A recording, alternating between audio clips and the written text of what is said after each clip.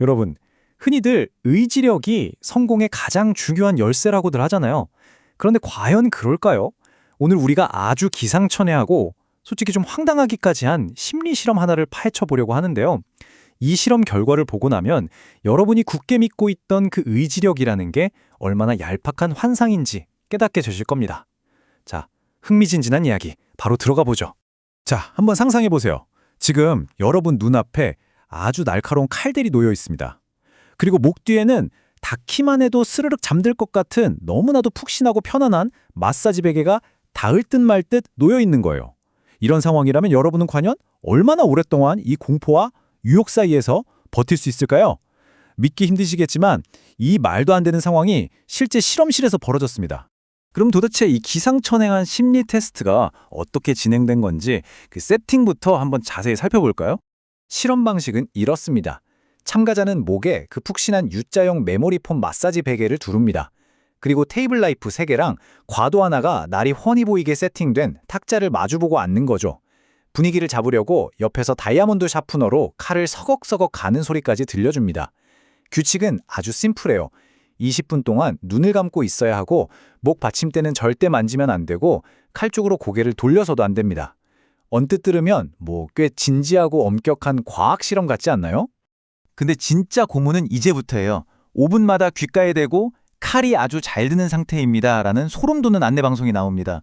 게다가 7분, 14분이 되면 조수가 다가와서 참가자 바로 옆에서 과도로 종이를 싹둑싹둑 베는 시연까지 해요. 더 기가 막힌 조건이 하나 더 있습니다. 재채기, 기침, 하품, 딸꾹질 같은 생리현상이 올라와도 무조건 얼굴 근육을 통제해서 꾹 참아야 합니다. 사실상 인간의 한계를 시험하는 억지에 가까운 요구를 하는 거죠. 자, 그럼 이 무모한 테스트에 참가할 만큼 배짱 두둑했던 사람들의 유형과 그들의 실제 생존 확률을 한번 짚고 넘어가 보겠습니다. 여기서 진짜 재밌는 포인트가 뭐냐면요. 참가자가 원래 가지고 있는 성격에 따라서 이 테스트의 승패가 거의 시작 전부터 정해져 버린다는 거예요. 예를 들어 지시를 무조건 따라야 한다고 굳게 믿는 과잉 수능형은 오히려 긴장을 너무 심하게 해서 근육이 굳어버리니까 실패할 확률이 높습니다. 반대로 신체적으로 좀 둔감한 고통 내성형은 예상외로 잘 버티죠. 제일 재밌는 건 반항적 호기심형인데요. 이 사람들은 속으로 아니 대체 왜 칼을 보지 말라는 거야 하고 계속 의문을 품다가 결국 호기심을 못 참고 고개를 휙 돌려버립니다. 광속으로 탈락하는 거죠. 너무 투명하잖아요. 그렇다면 처음에 고요했던 이 20분이 도대체 어떻게 완전한 대혼돈으로 빠져드는지 그 멘탈 붕괴의 타임라인을 따라가 볼까요? 연구진이 참가자들의 멘탈을 털기 위해 얼마나 치밀하고 얄밉게 방해 공작을 펼치는지 보세요. 처음 3분? 아주 여유롭습니다. 그런데 7분쯤 되면 연구진이 공기 중에 먼지를 살짝 뿌려요. 강제로 재채기를 유발하는 거죠.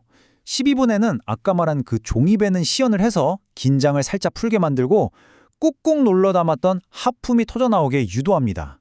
그러다 18분이 되면 어떻게 되느냐. 참가자들이 참다 못해 규정을 어기고 눈동자만 굴려서 베개를 훔쳐보는 그야말로 완전한 멘탈 붕괴 상태에 도달하게 됩니다. 제가 그 칼로 등 좀 긁어드릴까요? 네, 이게 0분에서 3분 사이 아직 사태 파악을 제대로 못한 한 참가자가 그 무거운 정적을 깨고 던진 소름 끼치는 농담입니다. 이때까지만 해도 다들 여유가 넘쳤고 속으로 낄낄대며 웃을 수 있었죠. 그런데 4분에서 7분 사이로 넘어가면 진짜 지옥이 열립니다. 먼지 때문에 재채기가 터지려는 걸 필사적으로 참던 한 참가자의 목구멍에서 갑자기 기차 경적 같은 뿌앙 하는 귀괴한 소리가 터져 나옵니다. 심지어 눈물 콧물 다 빼면서 저 칼 좀 빌려도 되나요? 라고 애원까지 해요. 대체 칼로 뭘 어쩌겠다는 건지 모르겠지만 이성을 완전히 놔버린 거죠. 8분에서 12분 구간도 진짜 가관입니다. 밀려오는 하품을 입을 꾹 다물고 억지로 참는다고 생각해보세요. 당연히 턱 근육에 경련이 오지 않겠어요?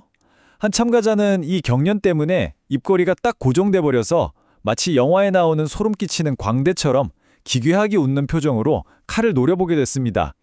주변 사람들이 사이코패스 같다고 수군거릴 정도였으니까요. 저 칼로 마사지 목받침대를 자르면 어떻게 될까? 자, 심리적 압박이 최고조에 달한 13분에서 17분 사이 집중력에 바닥난 참가자가 머릿속을 맴돌던 이런 위험한 상상을 자기도 모르게 입 밖으로 중얼거리고 맙니다. 그러고는 자기가 한 말에 자기가 너무 놀라서 다급하게 입을 틀어막아요.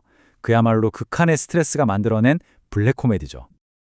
그리고 대망의 18분에서 20분 사이 완벽한 붕괴가 일어납니다.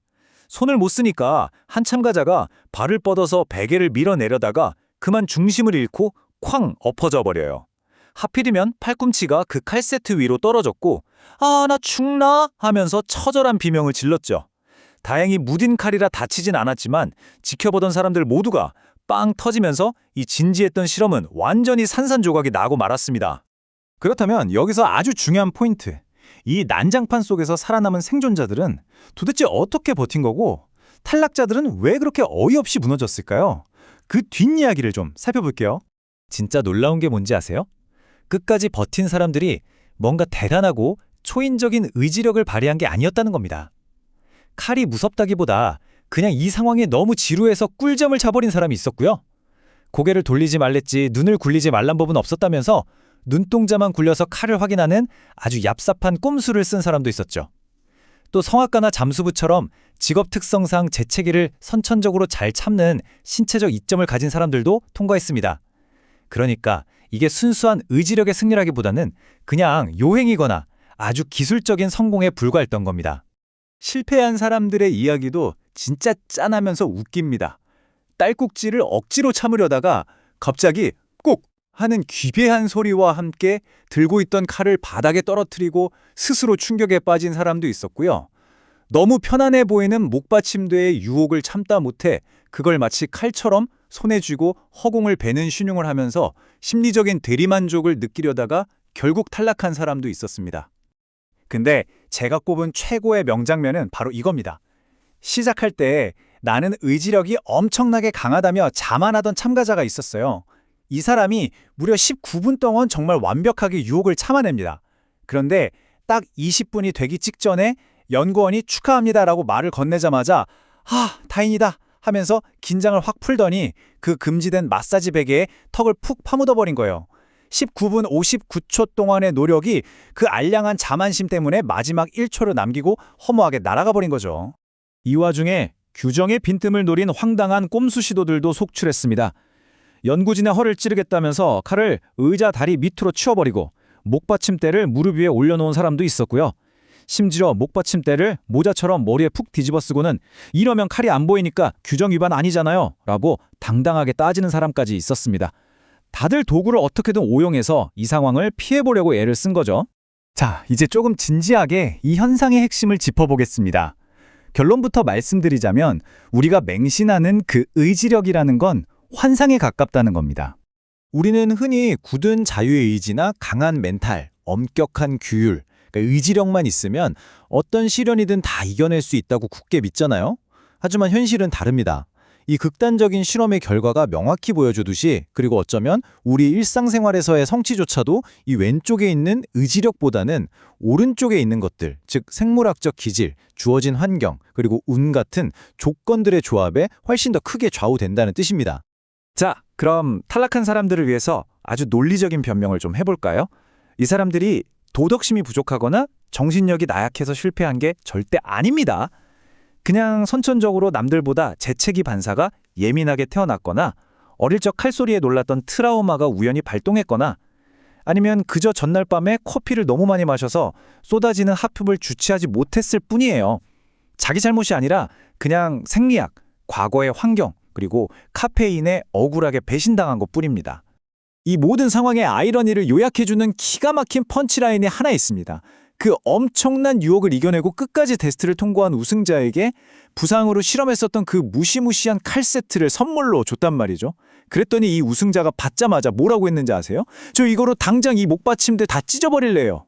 그 위대하다던 우승자조차도 20분 내내 꾹꾹 눌러 담았던 파괴적 충동 앞에서는 한순간에 폭발해버린 겁니다. 진짜 재미있지 않나요?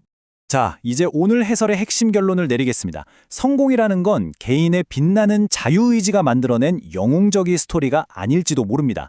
오히려 수많은 환경과 운, 생물학적인 특징들이 나에게 유리하게 기적처럼 딱딱 맞아떨어져서 만들어진 이른바 조건의 승리에 가깝죠. 만약 그날 컨디션이 조금만 나빴거나 먼지가 하필 코로 훅 들어왔거나 커피를 한 잔 덜 마셨다면 결과는 180도 완전히 달랐을 겁니다. 오늘 이야기 마무리하면서 여러분께 도발적인 질문을 하나 던져보고 싶네요. 여러분이 인생에서 이뤄낸 가장 자랑스러운 성취들, 그거 정말로 여러분이 뼈를 깎는 의지력으로만 이뤄낸 걸까요? 아니면 마침 그때 수많은 조건들이 운 좋게 딱 맞아떨어졌던 걸까요? 오늘 파헤쳐본 이 황당한 칼과 베개 시름을 떠올려 보시면서 우리가 그토록 맹신해온 의지력의 신화에 대해 한 번쯤 새롭게 고민해보는 시간이 되셨길 바랍니다. 오늘 해설은 여기까지입니다. 함께해 주셔서 감사합니다.